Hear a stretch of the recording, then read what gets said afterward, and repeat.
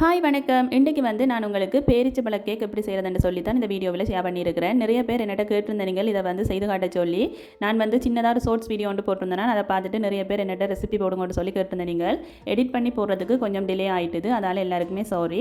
இப்போ இந்த கேக்கை எப்படி செய்கிறதுன்னு சொல்லி நான் உங்களுக்கு இந்த வீடியோவில் காட்டியிருக்கிறேன். அளவுகள் எல்லாமே நான் இந்த வீடியோவில் வடிவாகவே சொல்லியிருக்கிறேன். அந்த அளவுகளில் நீங்கள் செய்தீங்கன்னு சொன்னால் சூப்பரான கேக் உங்களுக்கு கிடைக்கும்.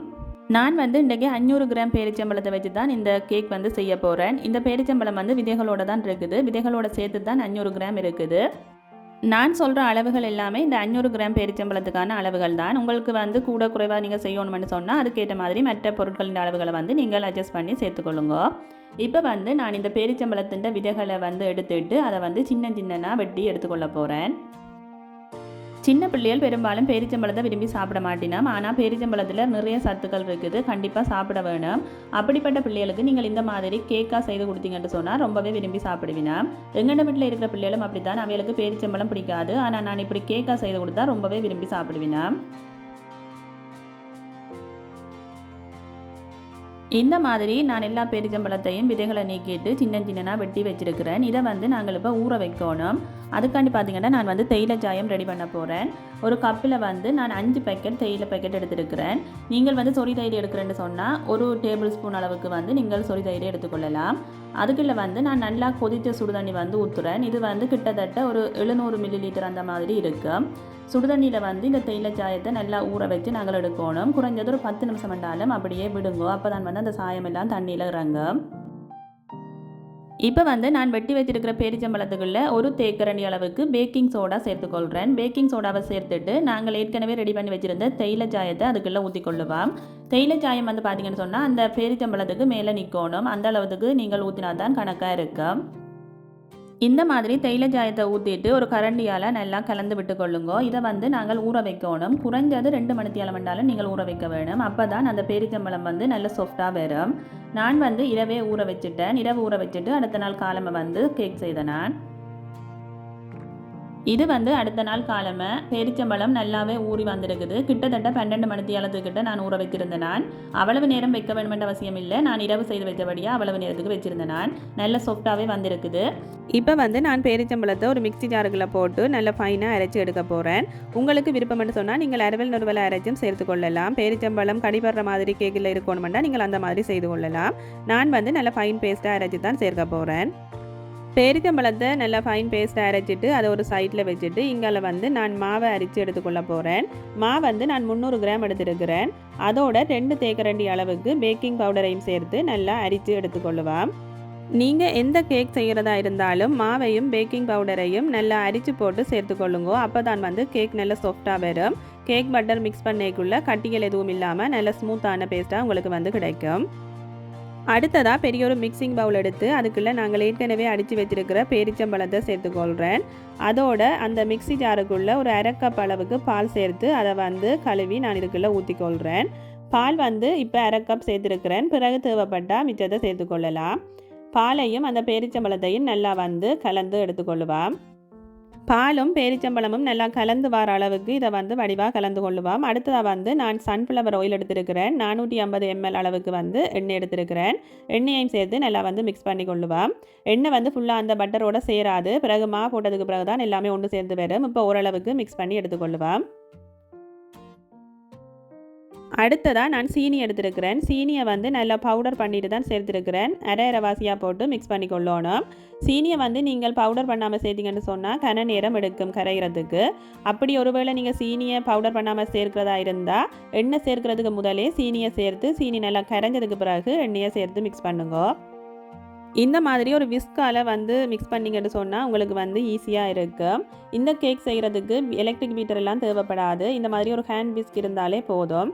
அடுத்ததாக நான் எசன்ஸ் சேர்த்துருக்கிறேன். என்னட்ட பைனாப்பிள் எசன்ஸ் தான் இருந்தது, அதால் நான் அந்த எசன்ஸ் எடுத்துருக்கிறேன். உங்கள்கிட்ட வெனிலா எசன்ஸ் இருந்துச்சுன்னு சொன்னால் நீங்கள் அதையும் சேர்த்துக்கொள்ளலாம். அது ஒரு தேக்கரண்டி அளவுக்கு சேர்த்துருக்கிறேன். அடுத்ததாக ரவை சேர்க்க போகிறேன். ரவை அவிக்காத வறுக்காத சாதாரணமான ரவை தான். அதையும் சேர்த்து நல்லா கட்டி ஒன்றும் இல்லாமல் நாங்கள் கலந்து எடுத்துக்கொள்ளுவோம். இந்த மாதிரி விஸ்கால கலந்திங்கன்னு சொன்னால் தான் கட்டி ஒன்றும் இல்லாமல் கலக்க முடியும். ரவையை சேர்த்து நல்ல வடிவாக கட்டி ஒன்றுமே இல்லாமல் பொறுமையாக கலந்து எடுத்துக்கொள்ளுங்க. கட்டிகள் இருந்தால் பிறகு கேக் பேக் பண்ணி வந்ததுக்கு பிறகு அது வந்து நல்லா இருக்காது. அதால் வந்து கட்டி ஒன்றுமே இல்லாதவாறு நல்ல வடிவாக கலந்து எடுத்துக்கொள்ளணும்.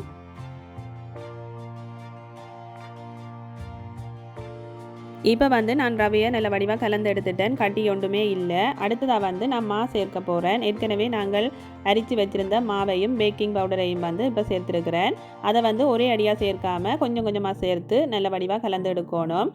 இதுவும் வந்து கட்டி வர மாதிரி தான் இருக்கும். விஸ்கை வச்சு நல்லா வந்து பீட் பண்ணி கலந்து எடுத்துக்கொள்ளுங்க. கட்டி ஒன்றுமே இருக்கக்கூடாது.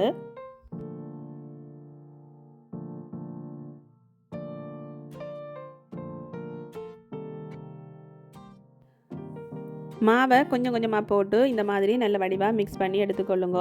கட்டியல் வர மாதிரி தான் இருக்கும். தொடர்ந்து பீட் பண்ணிங்கன்னு சொன்னால் கட்டியல் இல்லாமல் போடும்.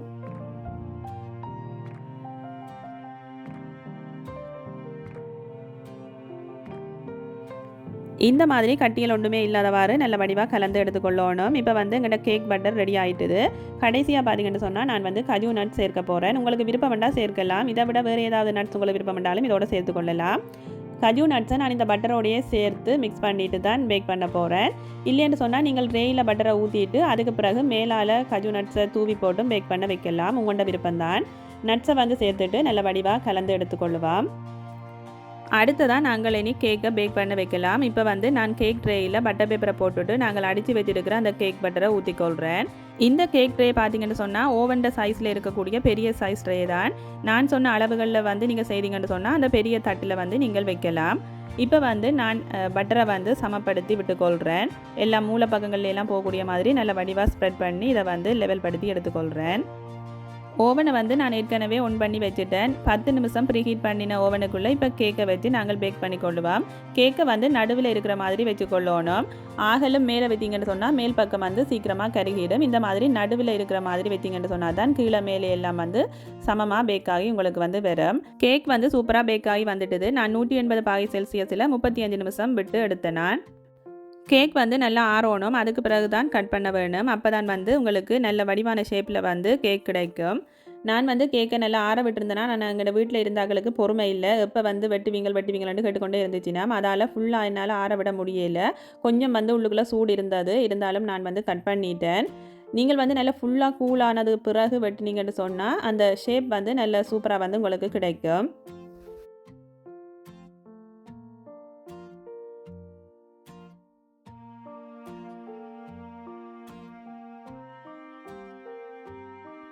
கேக் வந்து உண்மையிலேயே ரொம்பவே சூப்பராக வந்துருந்துச்சு. நல்ல சாஃப்டாக இருந்தது. கண்டிப்பாக நீங்களும் ட்ரை பண்ணி பார்க்கணும். இந்த கேக்கை ட்ரை பண்ணி பார்த்துட்டு எப்படி வந்தேன்னு சொல்லி மறக்காமல் கமெண்ட் பண்ணுங்க. இந்த கேக்கை வந்து நீங்கள் 3-4 நாள் வரைக்கும் வெளியால் வச்சே சாப்பிடலாம். பழுதாக போகாது. இதை விட வேறு ஏதாவது உங்களுக்கு ரெசிபிஸ் வேணுமென்று சொன்னாலும் கமெண்ட் பண்ணுங்க. நான் உங்களுக்கு அடுத்தடுத்த வீடியோக்களை செய்து காட்டுறேன். இந்த வீடியோ பிடிச்சிருந்துச்சுன்னு சொன்னால் லைக் பண்ணி ஷேர் பண்ணி விடுங்க. மீண்டும் வேறு ஒரு சூப்பரான ரெசிபியோட வந்து உங்களை சந்திக்கிறேன். பாய் பாய்.